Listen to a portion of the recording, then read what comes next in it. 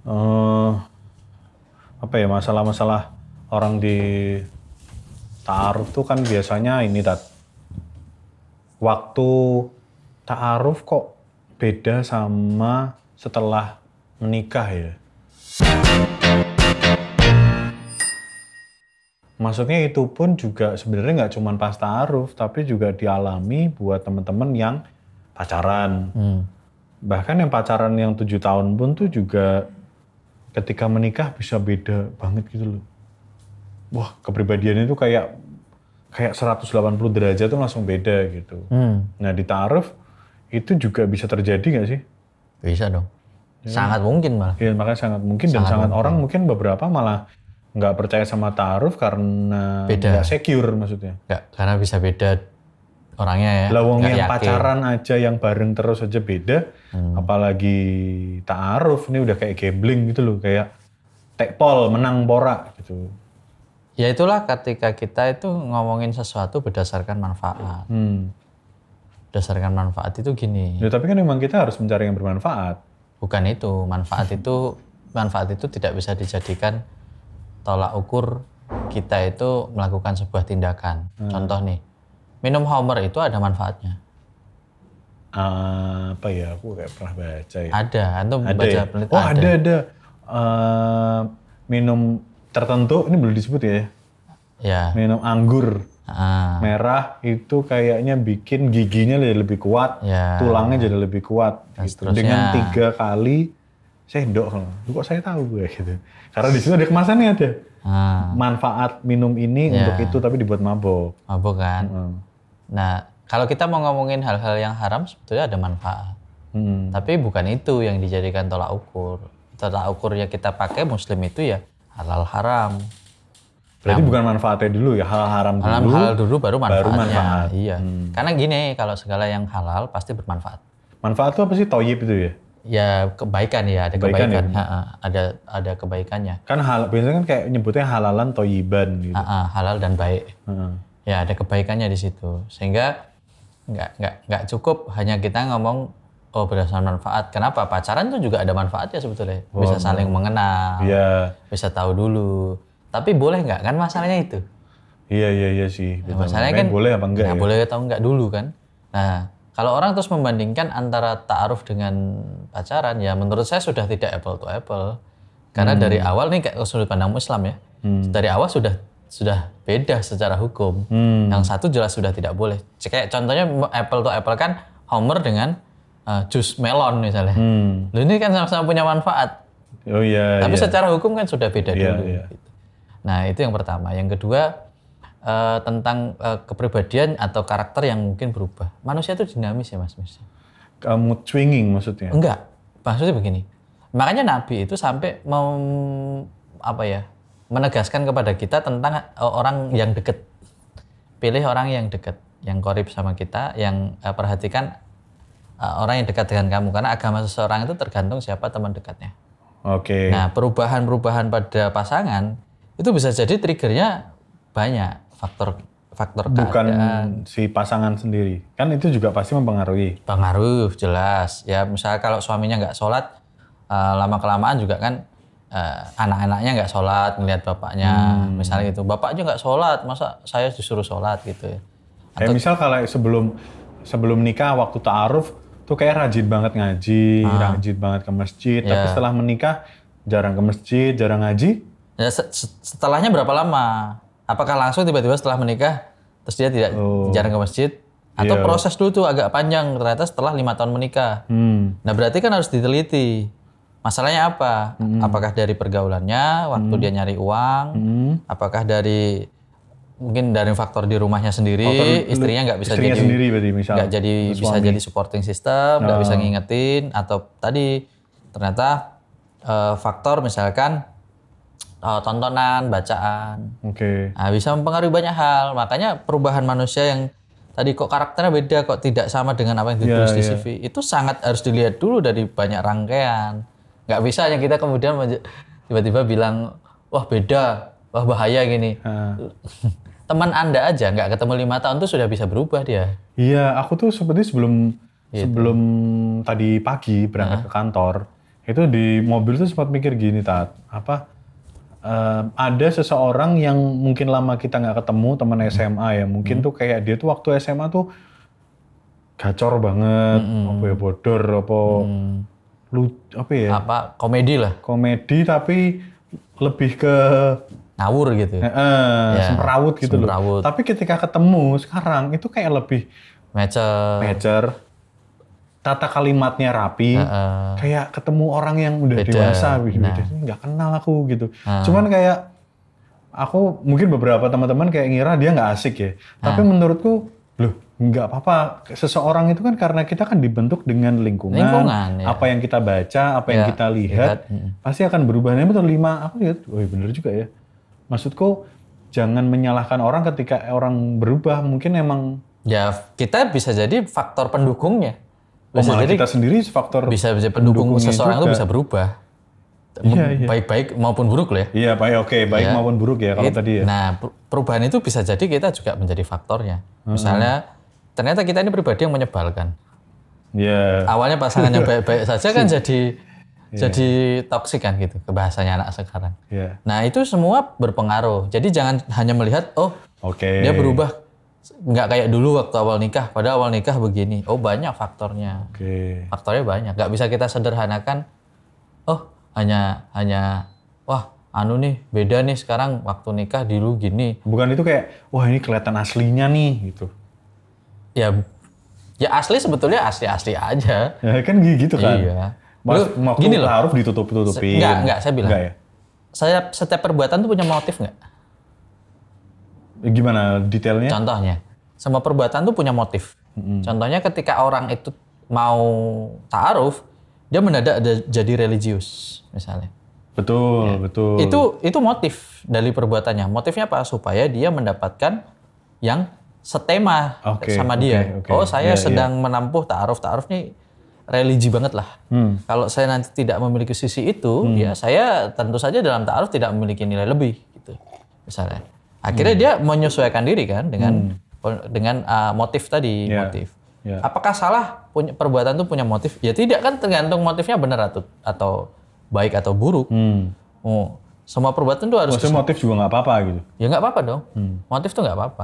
Maksudnya gini, apapun yang kita pilih itu akan membentuk kita tadi. Bacaan, tontonan, pertemanan. Itu akan membentuk kita, sadar atau tidak. Iya, sadar atau tidak. Apalagi ini istri, apalagi ini suami. Betul.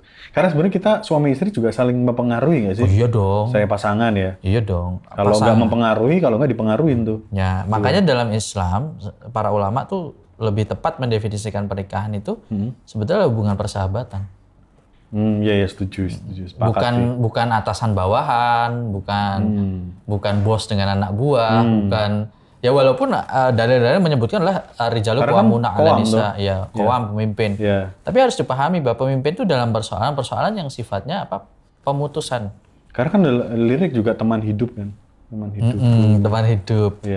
Tapi lebih tepat memang teman. Walaupun dalam persoalan qawwamah itu adalah persoalan tentang kita sebagai seorang bapak, sebagai seorang suami.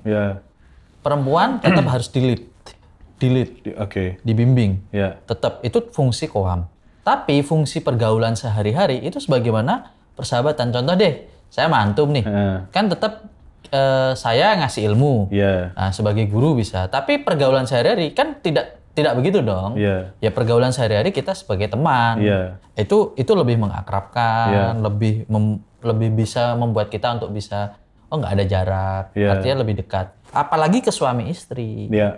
Gitu, ke suami istri. Sehingga harus dirubah dulu mindsetnya bahwa hubungan suami istri ini hubungan persahabatan yang bisa saling mempengaruhi satu sama lain. Sangat pengaruh. Itu kan mungkin dalam hal yang sikap ya, tapi gimana kalau menurut Antum kayak lebih ke sifat? Sementara sifat kan kayak karakter, susah dirubah. Mungkin ketika saat ta'aruf, terlihat orangnya kayak sabar banget. Waktu sudah menikah, ternyata tuh dia tidak sabaran, meluap-luap. Nah, yang harusnya memang dicari tahu sebetulnya karakter sih. Atau malah kebalik malahan.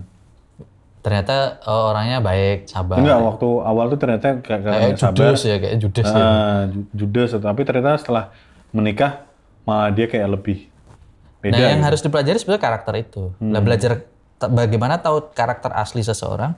Gak ada yang lain. Selain? Orang tua.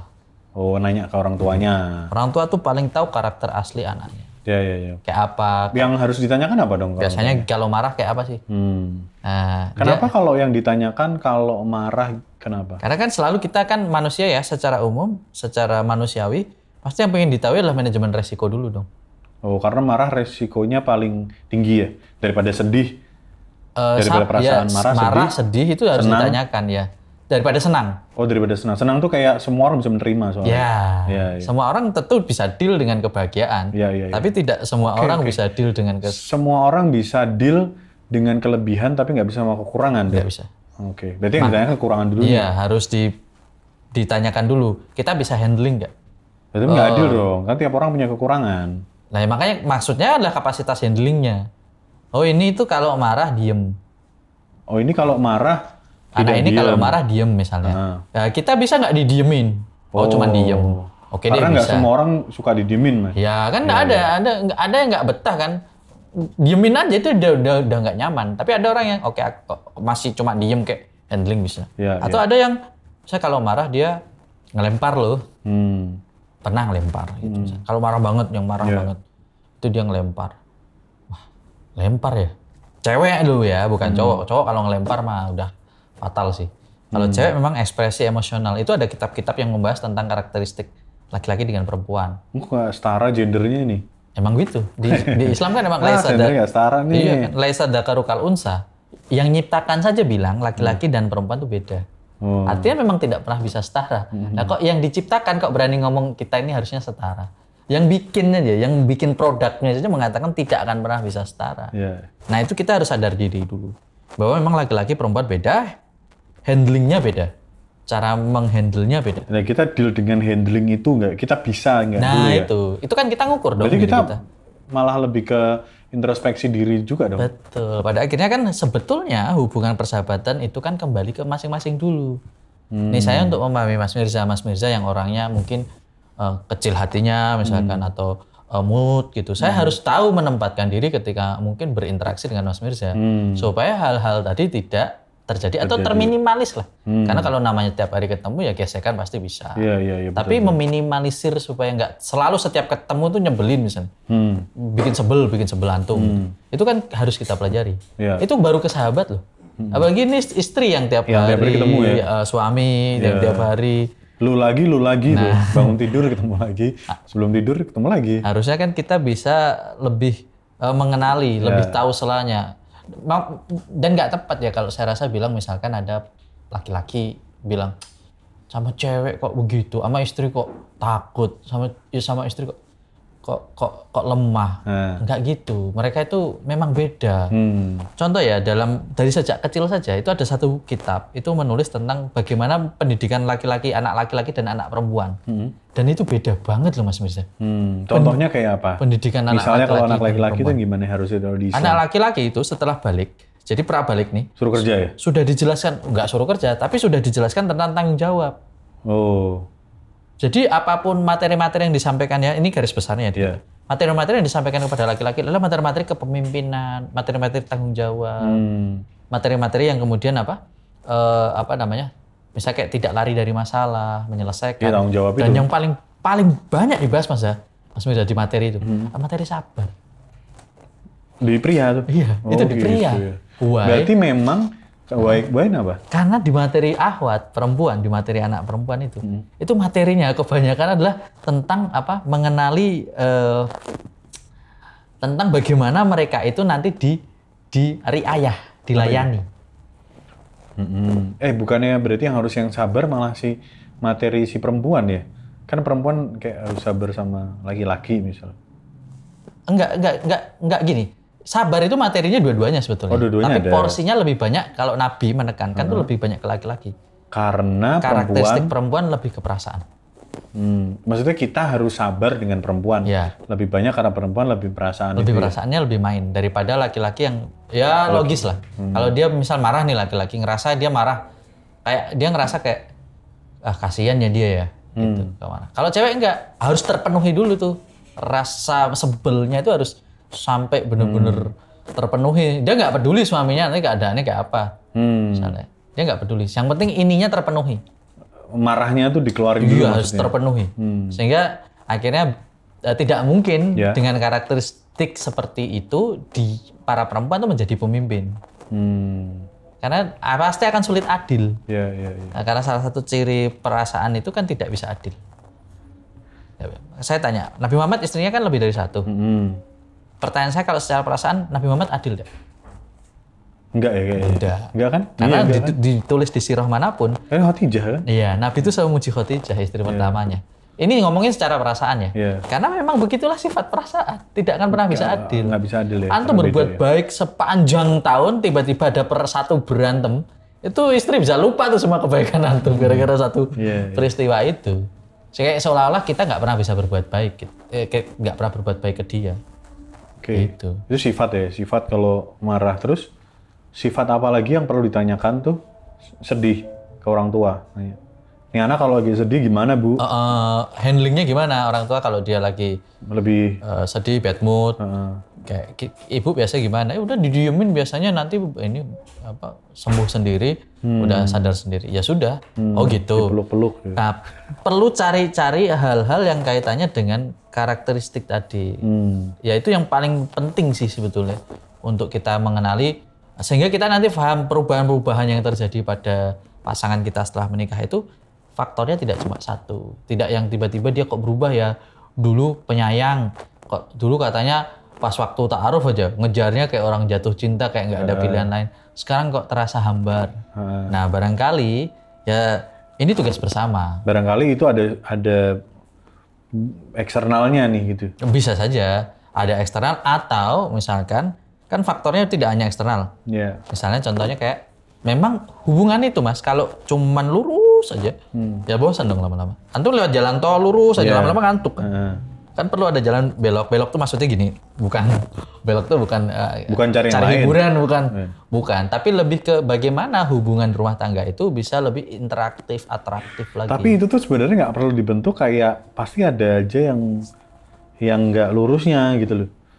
Misal kita berharap lurus, tapi selalu ada aja kayak ujian di tiap pernikahan kan selalu ada kan, Tat? Kayak mungkin ya ada yang diuji ekonomi, ada yang diuji masalah lain-lain. Sehingga itu menjadikan dinamika.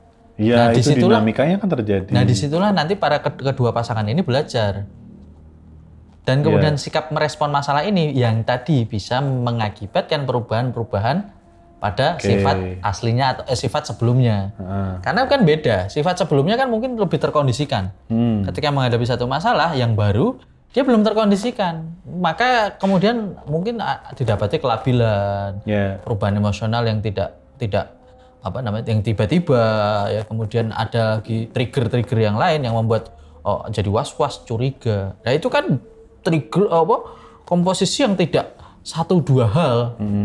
Nah, terus kita mengharapkan tidak ada perubahan, ya kan aneh. Wong kita menghadapi banyak hal itu bisa memapar kita untuk melakukan. Karena itu masalah itu respon kita itu tergantung masalah yang datang. Nah, cara merespon inilah yang sebetulnya baik bagi kita sama pasangan tuh untuk saling ngingetin. Misalnya kehidupan lagi susah ya, Mas kita sedekah yuk, kita perbanyak amal yuk, kita jadi gini yuk. Itu kalau yang supporting sistemnya baik akan menghasilkan amal yang baik. Bagaimana kalau enggak? Gimana caranya lah? Pinjam sana, pinjol kan banyak. Karena itu referensinya dia, Tinggal siapa yang paling sering menginfluence dia. Iya, kayaknya emang dari situ sih. Nah, makanya perubahan itu pasti ada berarti. Pasti ada berarti sebenarnya. Menurut saya tidak ada yang tidak berubah. Tinggal ke arah yang lebih baik atau tidak. Nah, kalau tadi masalah CV kok dulu aku nikah kok gini sekarang enggak ya. Menurutku ya kita introspeksi lagi antara pribadi, mungkin saya juga bisa menjadi faktor pendukungnya, atau dalam sisi eksternalnya, kayak apa sih dia kemudian menghadapi merespon masalah-masalah yang hadir dalam hidup. Coba itu juga lebih ditanyakan lagi ketika memang si teman-teman ini melakukan nazar itu ya. Tadi yang karakteristik karakter itu. Karakter apa yang biasa kebawa. Oke. Nah itu bisa kita kompromikan, apakah saya bisa handle atau ya. enggak. Gitu sih.